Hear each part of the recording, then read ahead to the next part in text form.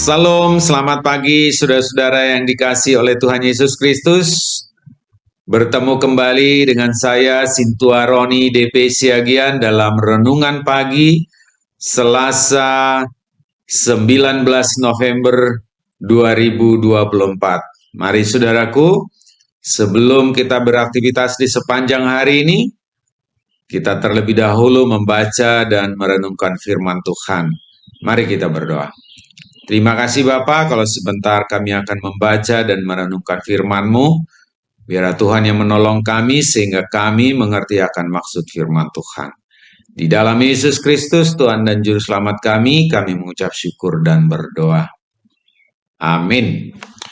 Firman Tuhan yang menjadi dasar renungan kita di pagi hari ini terambil dari surat Paulus yang pertama kepada jemaat di Korintus, pasalnya yang pertama, ayatnya yang ke-25. Demikian dikatakan, sebab yang bodoh dari Allah lebih besar hikmatnya daripada manusia, dan yang lemah dari Allah lebih kuat daripada manusia.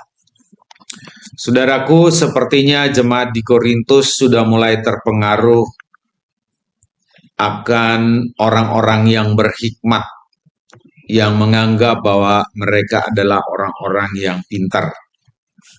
Siapakah itu? Di antaranya adalah orang-orang Yahudi yang begitu fasih akan hukum-hukum Taurat, yang fasih akan kitab para nabi, dan juga di antaranya adalah orang-orang Yunani yang menganggap dirinya adalah orang-orang yang berhikmat.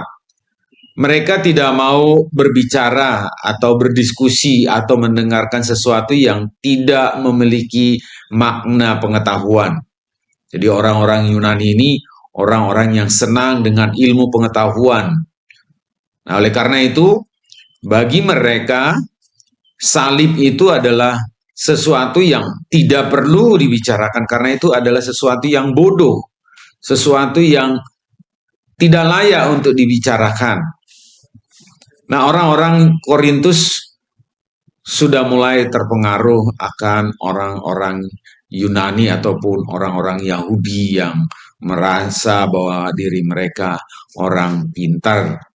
Di dalam ayat yang ke-12 kita akan baca, yang aku maksudkan ialah bahwa kamu masing-masing berkata, aku dari golongan Paulus, atau aku dari golongan Apolos, atau aku dari golongan Kefas, atau aku dari golongan Kristus. Jadi sudah mulai terpecah saudaraku jemaat di Korintus ini.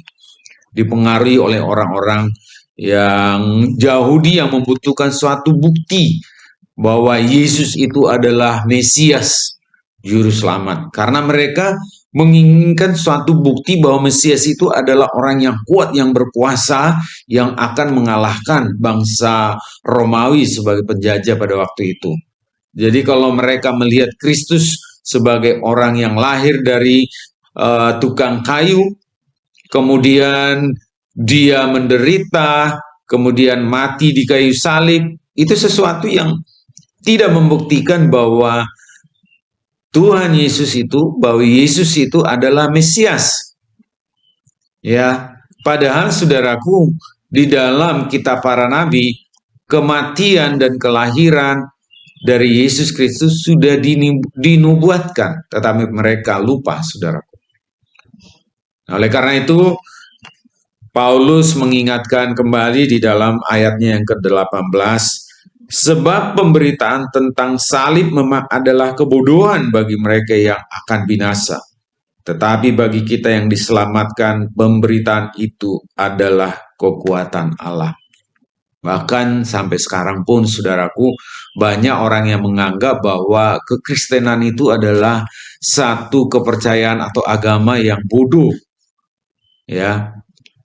Nah, namun saudaraku, bagi kita yang sudah beriman kepada Kristus, bahwa kematian itu adalah sesuatu yang membuat kita senantiasa bersyukur kepada Tuhan.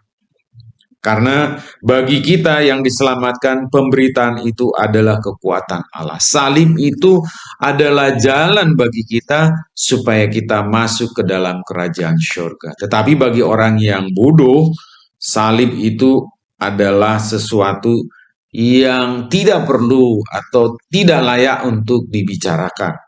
Orang-orang yang seperti itu akan uh, binasa, dikatakan di pasal 1 ayat 18 tadi. Saudaraku, mari saudaraku, kita tidak mengandalkan ya hikmat pemikiran kita, rasio kita. Oleh karena itu, di dalam bacaan kita di ayat 25 itu dikatakan oleh Paulus, sebab yang bodoh dari Allah lebih besar hikmatnya daripada manusia, dan yang lemah dari Allah lebih kuat daripada manusia. Bukan berarti Allah itu bodoh. Artinya, saudaraku, Paulus ingin menegaskan bahwa kita ini tidak ada apa-apanya. Ya, hikmat daripada manusia itu sangat tidak ada apa-apanya dibandingkan hikmat daripada Allah. Oleh karena itu, saudaraku, jangan mengandalkan hikmat, jangan mengandalkan pemikiran kita, rasio kita, kepintaran kita, tetapi marilah kita andalkan Kristus. Dan kita bersyukur bahwa oleh karena salib, oleh karena Tuhan Yesus Kristus sudah disalib dan kemudian bangkit kembali untuk menebus dosa-dosa kita. Di dalam Amsal yang pertama dikatakan jangan mengandalkan hikmat. Kalau kita mengandalkan hikmat atau ilmu pengetahuan kita, maka kita akan tersesat. Mari andalkan Tuhan.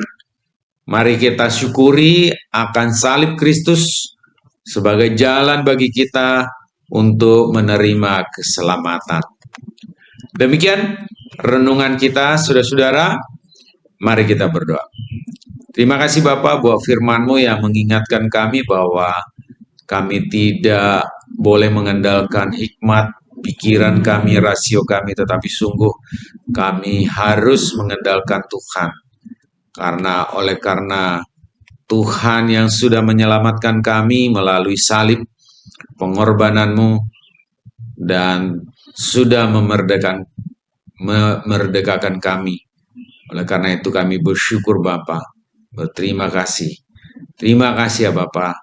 Biarlah Tuhan yang menolong kami supaya tetap dan senantiasa mengandalkan Tuhan di dalam kehidupan kami. Berkati saudara kami yang sakit, Tuhan sembuhkan. Saudara-saudara kami yang ada dalam penderitaan, Tuhan berikan kelegaan bagi mereka. Tuhan berikan jalan keluar kepada saudara kami yang punya pergumulan hidup. Terpujilah nama-Mu Bapa di dalam Yesus Kristus, Tuhan dan Juru Selamat kami. Kami mengucap syukur dan berdoa. Amin. Baik saudaraku, selamat beraktivitas di sepanjang hari ini. Tuhan Yesus memberkati kita semua. Horas.